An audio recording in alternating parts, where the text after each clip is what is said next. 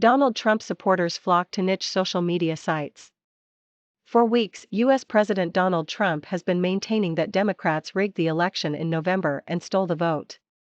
After he whipped his supporters into such a frenzy that some of them stormed the Capitol, Twitter temporarily suspended the account of its most infamous user for an initial period of 12 hours. Shortly afterward, it shut down Trump's account permanently, thereby stripping the president of his primary platform. In the course of his 4 years in office, Trump shared his thoughts with some 90 million Twitter followers almost daily, sometimes even hourly. The permanent suspension of his account took the world by surprise. German Chancellor Angela Merkel described the move as problematic and suggested that a private company should not be making decisions on curbs to freedom of expression. U.S. legal experts, meanwhile, have pointed out that the First Amendment only limits governmental actors from curbing freedom of speech. The First Amendment doesn't apply to private sector organizations. That's not how this works, Chris Krebs told reporters last Sunday. Krebs served as director of the Cybersecurity and Infrastructure Security Agency at the Department of Homeland Security until he was fired by Trump days after the November election for contradicting the president's claims that the election was rigged. Between a rock and a tough place. Pinar Yildirim is an assistant professor of marketing at the Wharton School at the University of Pennsylvania and last year co-authored a study called Social Media and Political Contributions: The Impact of New Technology on Political Competition. With regards to Merkel's concerns, I think she also has the right to express her concerns and I can understand where she's coming from, she says. I think the companies had to take action.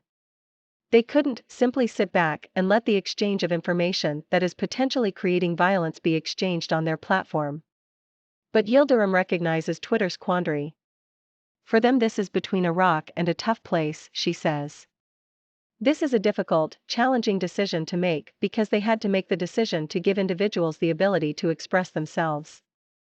At the same time, they need to make sure that the exchange of information on their platform is not creating violence on the streets, is not creating damage to individuals and property, is not creating harm to the democracy. And that's exactly what Trump was doing. Social media is the most effective tool to inform them, your base, excite them, mobilize them, says Yildirim. Trump has used Twitter very effectively in order to inform, sometimes to misinform, manipulate his base, to mobilize them, to make example of people he doesn't like. Strengthening polarization. Other Twitter's users responded to Trump's ban from the platform with suggestions for other ways he could spread his message, with smoke signals or carrier pigeons, for example. But as Marco Verwage points out, he can always opt for the alternative social media sites currently gaining in popularity, such as Rumble or Gab, which is used by Republican Senator Ted Cruz, a loyal Trump supporter. If Trump follows suit, his influence could prove even more dangerous. It will only strengthen polarization, says Verwage. Because these forms of social media are even less regulated or not at all regulated. Yildirim also wonders if Trump might start communicating with his supporters via video messages. They can currently add their names to a mailing list on Donald Trump Jr.'s website, which tells them in capital letters that censorship is happening and urges them to sign up to stay connected and receive messages from Don Jr. and affiliates. A backlash against mainstream social media. Once Twitter began flagging more and more of Trump's tweets and retweets to indicate they contained false, disputed or misleading info, the platform saw an exodus of users. Other social media giants are also witnessing a backlash. In the comments below a YouTube video posted by Fox Business, a business news channel owned by the Fox News Media Group, Trump acolytes vented their rage at what they see as big tech censorship. Fired, Amazon Prime, Twitter, Facebook. Wrote one user. Facebook and YouTube have also banned Trump from their platforms for an indefinite period, while right-wing conservatives are angry at Amazon for suspending the so-called free speech social network Parler from its web hosting service in the wake of the storming of the Capitol. The platform, which has a significant user base of Trump supporters, conservatives, conspiracy theorists, and right-wing extremists, has since gone dark.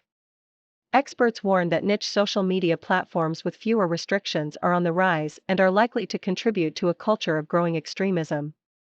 In online spaces where everybody can watch and everybody can observe individuals exchanging information, we can anticipate, we can predict what might be coming up, says Yildirim.